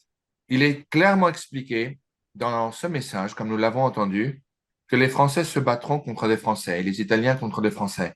Cela annonce très clairement une révolution, une guerre civile. Il ne faut pas chercher très loin, il me semble, pour en voir les débuts, surtout chez nous en France. Nous venons de voir il y a quelques semaines ce que c'est les Black Blocs, tous ces fameux Français de papier font aujourd'hui de leur identité, de leur supposée nationalité d'accueil. Donc, ce début de guerre civile qui est mentionné dans les prophéties de la Salette, nous commençons déjà, d'ores et déjà à les voir. Je dirais même qu'on a déjà commencé à les voir dès le début de 2018 avec les Gilets jaunes, n'est-ce pas? En Italie, on n'en est pas loin. Il y a beaucoup de tensions en ce moment entre certaines autorités locales et la population. Surtout, il y a une certaine saturation d'une venue incontrôlée et non stoppée d'immigrants qui ont une culture et une façon de vivre totalement, diamétralement opposées et différentes à celle de la population italienne ou européenne. Non. Donc, cela a été annoncé. À l'époque, c'était tout à fait irréaliste. Imaginez Français contre Français, enfin, oui et non, et Italien contre Italien, alors que l'Italie n'était pas entièrement unifiée encore à l'époque. Bon, une troisième guerre mondiale qui est supposée pour se poursuivre. Rappelez-vous qu'il n'y a jamais eu de guerre mondiale qui fut connue en 1846. La toute première guerre mondiale aura lieu en 1914 et se terminera en novembre 1918. D'appeler une guerre universelle, déjà, c'est extraordinaire. Ça n'était pas croyable à l'époque qu'il y ait une guerre mondiale. Ça ne semblait pas réaliste. Cependant, ça s'est passé. La Troisième Guerre mondiale s'annonce également quand Mélanie Calva fait écho de la prophétie de la destruction de Paris et de l'engloutissement de la ville de Marseille. Paris a également été annoncé comme un avenir plutôt macabre à travers la stigmate Marie-Julie Janin, qui a annoncé que Paris serait pulvérisé et que sombrera dans un cratère sans fond. Le fameux révérend père Pell, dont le saint Padre Pio reconnaissait comme étant un saint et un prophète de Dieu, annonçait qu'effectivement, Paris serait détruit par des forces russes qui se retireraient de la capitale et qui lanceraient deux missiles nucléaires en plein milieu de la nuit, l'une qui partirait de la ville d'Orléans, qui serait encore sous occupation, et l'autre de la région de Blois. Il y a eu d'autres lieux d'apparition qui furent reconnus, qui annoncent également la destruction de Paris et la destruction de Marseille. Marseille à tous les coups, supposément sera engloutie par la Méditerranée. Parce que vu qu'on a parlé de Garabandal, vite fait, on a entendu parler récemment que le pape prévoit faire une visite, une Un courte voyage. escale en fait plutôt à Moscou pour rencontrer le patriarche orthodoxe russe. On est où en fait dans la succession des événements à suivre? Eh bien, c'est une bonne question. Les, les choses ne sont pas encore très claires de ce côté-là, bien qu'il y ait un indice qui a été donné par une voyante, Marie-Julie Janin, mais je vais en venir là-dessus. Concernant le voyage du pape à Moscou, effectivement, et cela, j'ai eu trois interviews aussi aux États-Unis ces 2 derniers jours concernant cette déclaration du Saint-Siège. Effectivement, le pape est supposé se rendre, si je ne me trompe, au mois de septembre en Mongolie. Il a déclaré qu'il aimerait rencontrer le patriarche russe orthodoxe Kirill à l'aéroport international de Moscou pour pouvoir parler d'un plan de paix qui fut discuté, qui fut soumis déjà au tout début de l'année à la commission orthodoxe russe au Saint-Siège au début de cette année. Oui. Un traité de paix dont le pape a déjà fait allusion lors de son retour de son voyage en Hongrie il y a quelques mois de cela, n'est-ce pas? Donc, effectivement, Conchita González, la voyante principale, je dirais, des Oui. apparitions de Garabandal, a annoncé que pendant que la Vierge Marie lui aurait dit que pendant une période de temps où l'Église se dédierait à un synode de toute première importance, aujourd'hui l'Église est en train de passer par le fameux synode de synodalité, n'est-ce pas? Que pendant cette période de synode, et elle fut corrigée par sa mère, parce qu'à l'époque, il n'y avait pas de synode dans l'Église catholique. Et la mère pensait qu'elle faisait référence à un nouveau conseil. Et Conchita González a répondu à sa mère, non, non, non, la Vierge Marie a très clairement mentionné le mot synode, n'est-ce pas? À l'époque, il n'y avait aucune façon de pouvoir parler d'un synode. Personne dans l'Église, aucune autorité n'en faisait lieu. Donc, Conchita a donc fait écho du message. Pendant une période de synode très importante à l'Église, un pape irait à Moscou et lors de son retour, de nouvelles confrontations militaires se produiront en Europe et d'énormes tribulations suivront. Peu de temps après aura lieu la fameuse Pentecôte des consciences, n'est-ce pas, Et suivie donc, par un signe. il me semble que Conchita est là la date. La Sainte Vierge lui a donné une date précise de Absolument, pour le l'apparition, signe, pour le signe. OK. pour le signe. Et le warning et l'aviso, l'illumination des consciences qui lui a été annoncée, devrait avoir lieu environ dans une période d'un an avant. Donc, ce qui est supposé avoir lieu en ce moment, si la prophétie de Garabandal a effectivement lieu, lorsque le pape reviendra de son voyage de Moscou, il y aura de nouvelles confrontations en Europe. Aujourd'hui, nous savons les tensions qui existent, entre autres, entre la Serbie et le Kosovo, les disputes territoriales qui ont lieu sur leurs frontières. Nous savons également que traditionnellement, la Russie appuie toujours la Serbie. Et le Kosovo, qui a été fondé principalement grâce aux auspices de l'Union européenne et de l'OTAN, sera appuyé par l'OTAN. Ici, il semblerait qu'il y ait un feu qui n'attend qu'une nouvelle huile pour la faire grandir de plus fort. La situation est sérieuse aujourd'hui dans les Balkans et elle a le potentiel de s'aggraver. Si effectivement ce que Conchita nous annonce est vrai, il semblerait que ce serait probablement l'un des lieux où les choses deviendraient pires. Un catalyse peut-être pour quelque chose de beaucoup plus grand. Je comprends davantage, en fait, pourquoi la Sainte Vierge revient et revient.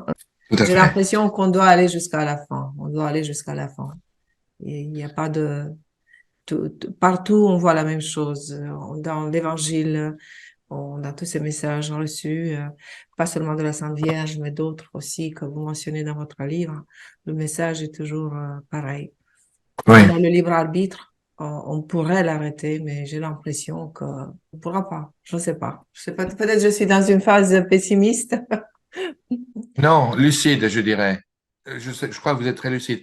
Le message, effectivement, comme vous dites, le ciel continue à envoyer sa mère, que ce soit à Banneux, que ce soit à Tilly, que ce soit à La Salette, à La Fraudet, à Saint-Nicolas en Argentine, à Betania, au Venezuela, à Kibeho, au Rwanda, tous ces lieux ont été approuvés.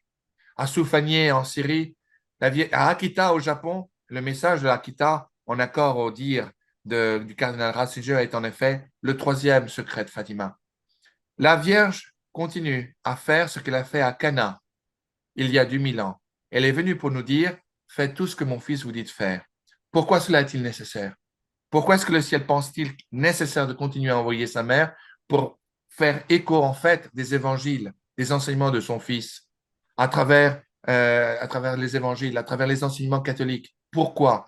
Parce que malheureusement, comme la Vierge l'a dit ici au tout début de son message à la Salette, l'Église n'a pas fulfilled, n'a pas assumé correctement la mission qui lui a été donnée, de faire écho des messages du Christ, de l'Évangile. La conversion, principalement à travers les messages de la Vierge Marie, se borne autour d'une ou orbite autour d'une certaine idée. La conversion urgente à travers la lecture et vivre les saintes écritures, particulièrement les saints évangiles, où le Christ nous a donné les enseignements d'une vie chrétienne. Secondo, la prière. Principalement, la Vierge nous demande de prier le Saint Chapelet, le rosaire. Elle nous demande de le prier tous les jours. Elle nous demande également de vivre les sacrements de l'Église catholique, romaine et apostolique. Principalement, la confession, préférablement tous les premiers samedis de chaque mois. La Vierge nous demande également impérativement d'aller recevoir la Sainte Communion, si possible tous les jours, sinon pour le moins tous les dimanches, mais de recevoir le corps et le sang, l'âme et les divinités de son Fils Jésus-Christ à travers la consécration du Père qui célèbre la messe d'une façon digne et proprement préparée. C'est-à-dire, si vous êtes coupable ou si vous soupçonnez avoir commis un péché très grave, particulièrement un péché mortel, vous ne devez pas, vous ne devez pas recevoir la Sainte Communion. Vous pouvez vous présenter les mains croisées devant le Père et demander une bénédiction. D'ailleurs, la Vierge a en une occasion indiqué très clairement que toute personne qui faisait cela et qui était sujet à un péché mortel recevait de grandes grâces, n'est-ce pas? Mais d'ailleurs, cela est écrit par Saint Paul également dans la Bible, dans le Nouveau Testament. Nous devons être dignement préparés pour recevoir le corps, là et le sang, l'âme et la divinité de notre Seigneur Jésus-Christ. Nous devons recevoir la confession avant de recevoir la Sainte Communion, sauf si c'est pour des péchés qui sont véniels. Ça, c'est différent. Vous pouvez recevoir la communion. Mais la Vierge nous demande, de façon très spéciale, la prière, la lecture des Saintes Écritures, la lecture et vivre les Saints Évangiles, les sacrements de l'Église catholique, la confession et la Sainte Communion. La Vierge a expliqué que là, ce sont les clés du salut éternel. J'ai un immense respect pour les églises chrétiennes qui ne sont pas catholiques. Et je crois qu'il y a une voyante qui s'appelait Vassula Ryden, qui elle était orthodoxe. Monseigneur Laurentin l'appuyait et avait beaucoup d'affection pour elle. Euh, en une occasion, Russell Ryden, qui était orthodoxe, avait dit que le Christ lui avait dit que les deux poumons de Dieu étaient l'Église chrétienne et l'Église catholique. Je crois, en dépit de tout cela, qu'effectivement, Dieu est juste et Dieu saura reconnaître les siens. Mais effectivement, il est clair quand le Christ dit lui-même dans les saints évangiles, si vous ne mangez pas ma chair et vous ne buvez pas mon sang, vous n'avez pas de place dans le royaume de mon Père. La communion est absolument essentielle. Certes, vous me direz, oui, mais il y a beaucoup d'âmes qui ne reçoivent pas la communion, qui vont au paradis. Premièrement, je me dirais, il faut être très prudent pour faire des déclarations de ce genre. Mais il est vrai que la toute première âme qui est entrée au paradis, toute première, avant même Saint Joseph, avant même la Sainte Vierge Marie, était un païen, le pire des hommes, le pire des pécheurs. C'était l'homme qui était crucifié à la gauche de notre Seigneur Jésus-Christ. Oui, Seigneur. Oui. Et il n'a simplement eu besoin que de se convertir au dernier moment de sa vie en lui disant, Jésus, rappelle-toi de moi lorsque tu rentreras dans ton royaume. Il ne faut pas oublier cela. Mais je dis ceci en toute solennité. Aujourd'hui, vous avez écouté un message qui probablement vous était destiné. Je ne crois pas du tout à la coïncidence. Et je crois que si ceux qui écoutent ce message et qui regardent ce show télévisé le voient, vous serez forcés de faire un choix, ou bien de continuer sur le même chemin dans lequel vous êtes engagé, ou de bien simplement de décider de changer de route, de changer la direction du volant avant de faire collision avec le mur qui a été annoncé, n'est-ce pas? Vous êtes obligé de dire oui ou non, n'est-ce pas? Dieu respectera votre choix, vous êtes libre. Mais il y a une énorme responsabilité qui vient avec cela. Je vais vous admettre très honnêtement, quand je me suis premièrement engagé dans les cercles Mario, tout cela ne me convenait pas du tout. Et j'essayais de trouver par tous les moyens, j'en ai honte aujourd'hui, mais je me confesse auprès de vous tous. J'essayais de trouver par tous les moyens une solution, une excuse pour justifier l'injustifiable et pour ne pas avoir à croire en cela. Car croire en tout cela, pour moi, cela voulait dire très clairement changer de style de vie, d'éliminer toutes les médiocrités de la vie quotidienne et d'essayer de porter le bouclier, de porter l'épée et de combattre tous les jours les tentations quotidiennes. J'étais incapable de trouver la moindre contradiction entre ces messages et le bien et les enseignements de l'Église catholique. J'ai beaucoup appris et j'appelle à toute personne de bonne foi, premièrement, à la charité du cœur. Si vous ne croyez pas, ne condamnez pas, ne jetez pas la première pierre. Priez pour ceux que vous croyez qui se trompent, mais surtout, voyez en ceci véritablement l'empreinte de Dieu, n'est-ce pas? Car il y a toujours un accent d'authenticité qui est absolument que l'on ne peut pas ignorer dans ce message et comme dans tant d'autres. Mais il y a une autre partie de ce message qui est de toute Oui, première importance. avant d'y aller, Oui, j'avais une toute petite question. Dans votre livre, vous mentionnez une phrase qui aurait été enlevée du message de Mélanie. Pouvez-vous oui, nous oui, dire laquelle c'est et la commenter, mais brièvement? absolument. Très brièvement, il y avait un passage où il était écrit, il y aura, je crois que c'était dans le XXe siècle, deux papes qui seront vermoulus. Ce passage a été volontairement effacé par quelqu'un, par une autorité ecclésiastique. Après des investigations, cela a été retrouvé. Il y aura deux papes consécutifs qui seront vermoulus au Saint-Siège. C'est de ça dont vous faites Oui, référence. oui, oui. Très bien. Maintenant, avec votre permission, j'aimerais aller directement. Et rappelez-vous, avant d'aller au second secret, euh, ça c'est aussi très, très grave. Rome perdra la foi et le siège de Pierre deviendra le siège de l'Antichrist. Cela ne veut pas dire que j'accuse François d'être l'Antichrist. Je ne le crois pas. Je ne crois pas que ce pape soit l'Antichrist. Je ne suis pas du tout d'accord avec les enseignements de ce pape, avec, avec les faits de ce pape ou ses omissions, à commencer par l'incident de la fameuse Pachamama, non? Où il a permis l'idolâtrie sur la terre sainte qui était les terres du Saint-Siège. J'ai eu tout récemment une dispute avec un anglo-saxon qui était anglican. Enfin, une dispute, c'était un ami, mais on a croisé le fer. Et il me disait, ah, vous voyez, vous les Français, vous les catholiques français, vous continuez à suivre ce pape hérétique qui a permis à ces païens d'adorer la fameuse déesse amazonienne Pachamama. Vous savez comment nous, les Anglais, nous appelons maintenant votre pape? On l'appelle le Pachapapa. Évidemment, moi, je n'allais pas admettre un non-catholique et encore moins un anglo-saxon qu'il avait raison. Je dis, écoutez, vous avez perdu une belle occasion de vous taire, vous ne savez pas de quoi vous parlez, taisez-vous et essayez de pratiquer votre charité anglicane. On s'est rabiboché, on est devenus bons amis, n'est-ce pas? Mais un non-catholique, je ne suis pas sur le point d'admettre une telle chose. La vérité des choses est que dans mon fort intérieur, j'étais d'accord avec lui. Ce qui s'est passé au Vatican avec la Pachamama est un scandale. Et d'avoir permis cela est une forme de complicité. Cela étant, je continue à respecter, bien que je suis en complet désaccord avec François, puisqu'il ne veut pas être appelé pape ni vicaire du Christ, lui-même l'a demandé. Donc, sur sa demande, je ne suis pas d'accord avec François, je ne suis pas d'accord avec Amoris Laetitia, je ne suis pas d'accord avec Totis Fratelli. Il y a de grandes contradictions avec le dogme de la foi, avec la loi canonique et avec le catéchisme, avec ce qu'il prêche. Les toutes dernières personnes qu'il a placées particulièrement comment dirais-je, à la congrégation, le nouveau préfet de la congrégation de la doctrine de la foi, c'est Argentin, qui est archevêque, je crois, de La Plata, n'est-ce pas, est très controversial.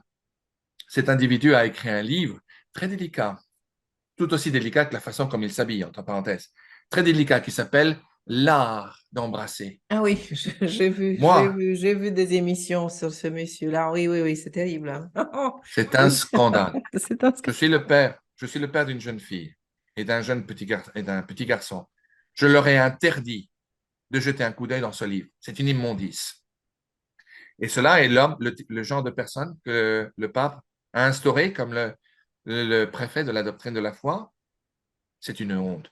Le cardinal McCarrick, dont je vous ai mentionné tout à l'heure, qui a été destitué par le pape Benoît XVI pour les scandales sexuels qu'il a causés à Rome et ailleurs, dans d'innombrables séminaires, n'est-ce pas? Et cela, l'archevêque Vigano l'avait annoncé, avait prévenu le pape François des scandales que McCarrick avait fait, n'est-ce pas?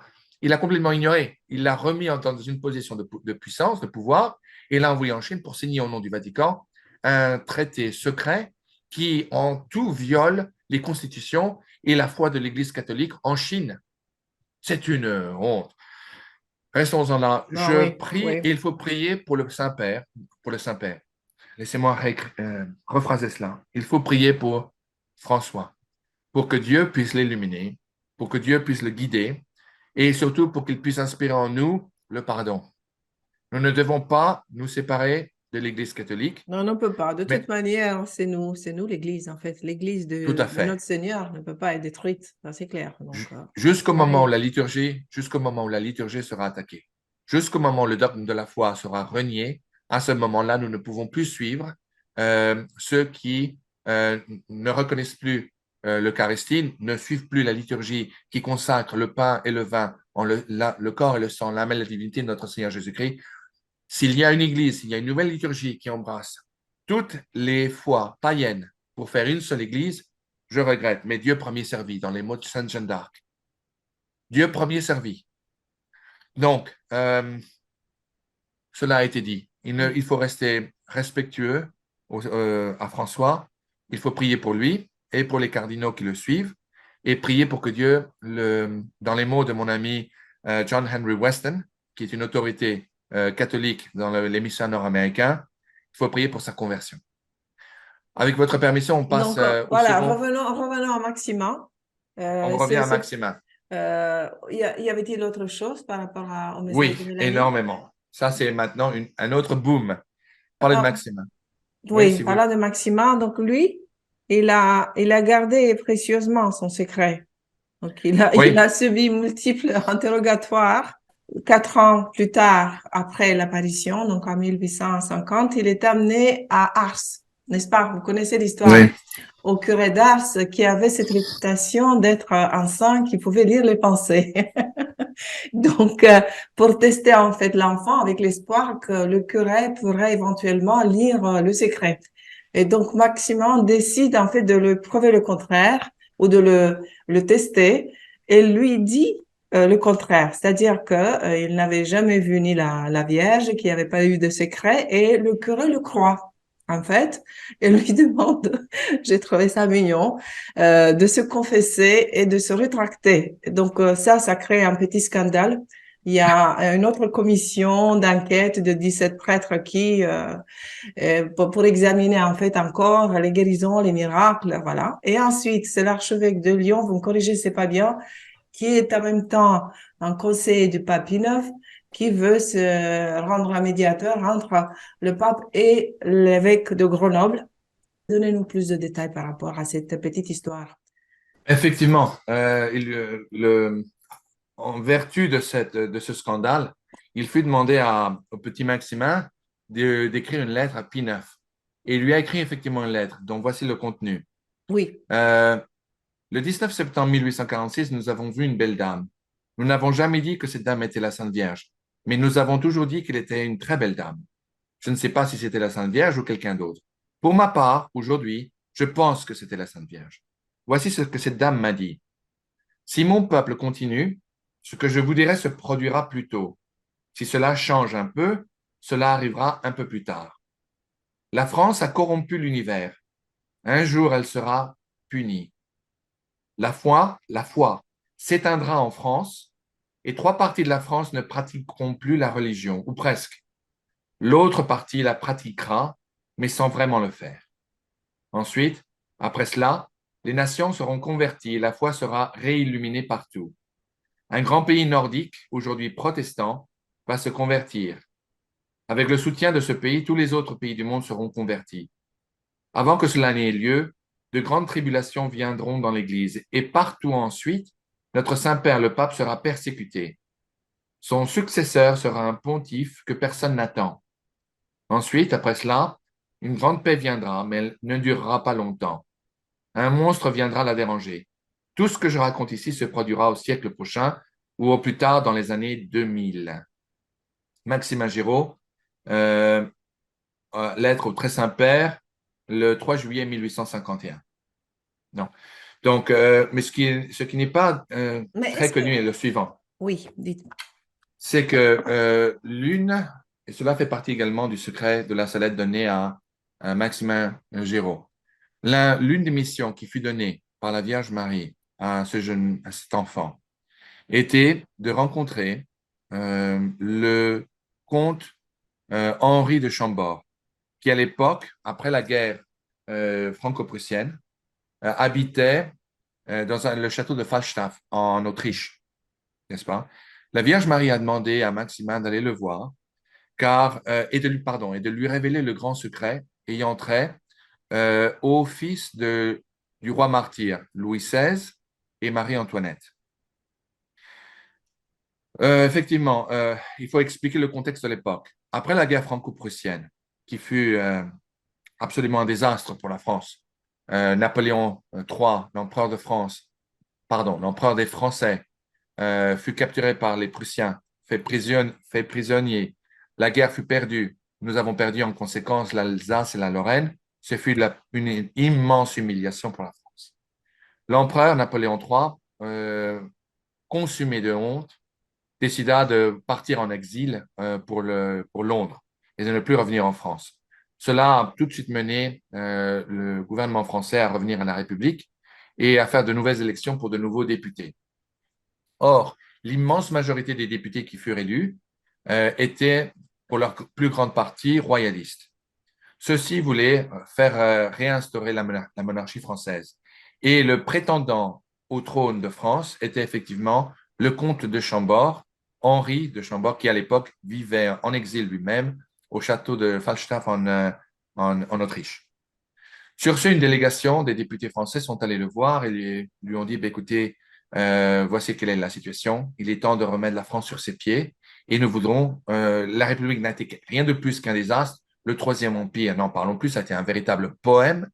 Donc, il faut restaurer une fois de plus la monarchie. Le salut de la France se trouve dans la monarchie française.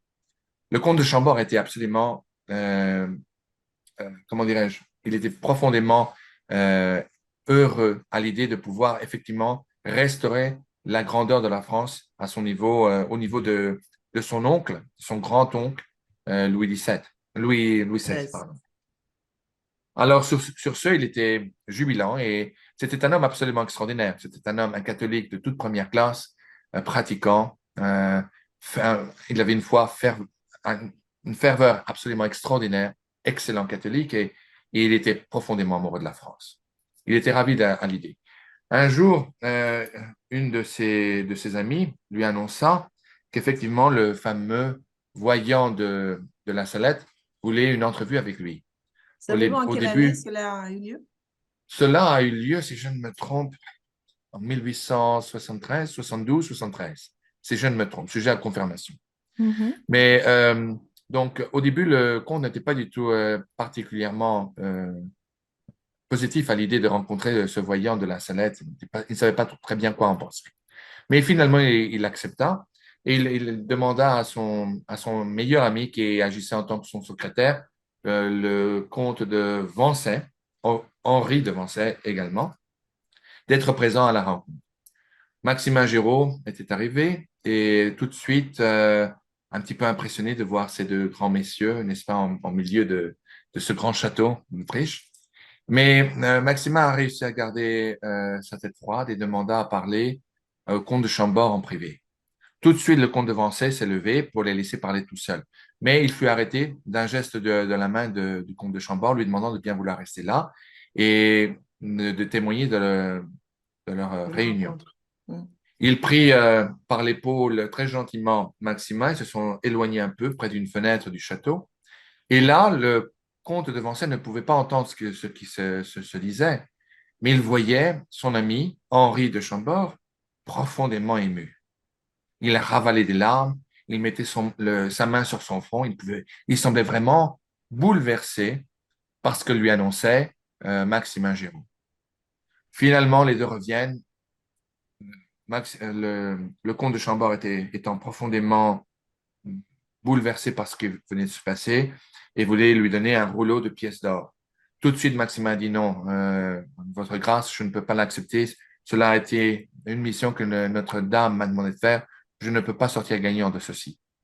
Alors, le comte a insisté, mais il n'y avait rien à faire. Et finalement, Maximin disait, bon, ben, écoutez, si vous insistez, je vais bien accepter simplement le prix du ticket de train pour que je puisse revenir chez moi en France. Sur ce, ils se sont quittés et le comte de Chambord a demandé à son ami de le suivre. Ils ont fait une marche autour du parc, du château. Et là, à un moment donné, au bord des larmes, le comte de Chambord lui dit, écoute, s'il te plaît, suis-moi, mais j'ai besoin d'être seul pour un petit moment. Si tu veux, marche derrière moi, mais j'ai besoin de me regrouper parce que vraiment, ce qui m'a été dit est absolument incroyable, Henri. Et le comte devant ça lui suivait et il entendait des exclamations du comte de Chambord qui marchait en disant, Mon Dieu, mais c'est pas possible. Comment est-ce possible? Comment est-ce que cela ne s'est pas su? C'est absolument ahurissant. Qu'est-ce que je vais faire? Mais qu'est-ce que je vais faire? Et finalement, le comte de Chambord appelle son ami qui le rencontre et lui dit, écoute, voilà, ce garçon m'a expliqué que l'un des secrets que Notre-Dame lui a révélé à la Salette est qu'en fait, le fils de Louis XVI et de Marie-Antoinette a survécu le temple et que le corps qui a été découvert dans la cellule du temple n'était pas celui de Louis XVII, du petit dauphin, mais en fait d'un jeune homme de 14 ans. Ce, le dauphin a été rescaté et a été sorti de France. Et son descendant sera appelé à un moment où la France sera dans une situation désespérée, à genoux. Il sera appelé par une âme privilégiée à revenir en France et à sauver la France et à se réasseoir sur le trône de mes aïeux. Alors, cela doit être et doit rester un secret, mon cher Henri, car cette révélation sera révélée au moment où Dieu le choisira. Laissons-le alors à lui de choisir le temps et l'époque à laquelle il veut que cette révélation, ce secret soit révélé. Quelques temps plus tard, je crois que c'était 24, 48 heures plus tard, le comte de Vancey écrit une lettre à sa femme et à ses enfants en lui disant, écoutez, mes chers, mes bien-aimés, sachez, voici ce qui s'est passé, sachez ce qui s'est passé. Et prions, continuez à prier pour que la grandeur de la France de nos aïeux revienne sur la volonté de Dieu dans le temps de Dieu, n'est-ce pas? Et sur ce, la délégation du gouvernement français s'était rapprochée une fois de plus au comte de Chambord pour des formalités qu'il fallait simplement remplir, pour s'entendre dire par le bon comte de Chambord qu'il devait trouver un prétexte sans pour autant révéler ce fameux secret. Pour s'entendre dire que bon, ben, que le comte accepterait maintenant le trône et la couronne, mais à une condition, que l'ancien étendard royaliste à fleur de lys soit à nouveau replacé au cœur de la nation et remplace le fameux tricolore. Le comité gouvernemental savait pertinemment bien que cela ne serait jamais accepté et que si autre chose, cela mènerait à une nouvelle guerre civile, ce qu'il fallait éviter à tout prix. Alors évidemment, ils ont refusé. Le comte de Chambord savait pertinemment bien que cette requête, cette exigence ne serait pas acceptée. C'est pour ça en fin de compte, il a utilisé ce prétexte pour ne pas accepter la couronne. Et quelques temps plus tard, il y avait, je ne me rappelle plus le nom de ce député, qui a écrit dans un article dans un magazine fameux à Paris que le comte de Chambord, l'héritier du trône de France, avait refusé la couronne pour un simple mouchoir. Donc, vous connaissez maintenant la véritable histoire de ce qui s'est passé. Vous connaissez le secret de la Salette. Un descendant suivant la loi salique, c'est-à-dire de père en fils, à partir de Louis XVII, qui était en lui-même le fils de Louis XVI et de Marie-Antoinette, sera appelé à venir en France pour sauver la France d'une situation tragique. D'accord à Marie-Julie Janis, qui était une âme victime, reconnue informellement une fois de plus, je le répète, par son évêque local en 1876, ce roi s'appellerait Henri V de la Croix, viendrait en France sur l'appel d'une voix privilégiée qui aura reçu pour instruction du ciel d'aller le chercher et de le ramener en France pour le délivrer d'une occupation partielle d'une invasion russe et musulmane qui proviendrait du sud de la France. Et que l'autre de ses missions, une fois la France libérée, sera de libérer l'Italie et d'y placer à Rome un nouveau pape qui serait un pape angélique. Wow. Nous Oui, arrivons à la fin de cette émission, mais au moins on a couvert tout ce qu'on voulait couvrir. Est-ce que nous pouvons la compléter avec une prière pour finir le tout? absolument. Quelle prière Saint-Michel, voudriez-vous? la prière exorciste. De Saint-Michel-Archange? Oui. Très bien. Alors, au nom du Père et du Fils et du Saint-Esprit. Amen. Saint-Michel-Archange, défendez-nous dans le combat. Soyez notre secours contre les méchancetés et les embûches du démon. Que Dieu le commande, nous vous prions en suppliant. Et vous, ô prince de la milice céleste, armés avec le divin pouvoir, chassez en enfer Satan et tous les esprits malins qui infestent le monde, en vue des pertes des âmes. Amen. Amen. Au nom du Père et du Fils et du Saint-Esprit. Amen. Amen. Et je vous remercie infiniment pour votre gentillesse et votre Oui. hospitalité. Pas de problème. Le plaisir est à moi. Je vous donne rendez-vous, Monsieur Hérald, prochainement, de toute manière, pour continuer cette exploration des secrets et discuter un autre chapitre de votre livre. En gardant les yeux ouverts sur ce qui se passe dans le monde, peut-être que si entre-temps il y a quelque chose, on se revoit rapidement. Merci pour cette conversation. Merci à tous de nous avoir regardés. Gardez le cœur ouvert, l'esprit ouvert et à la prochaine. Au revoir.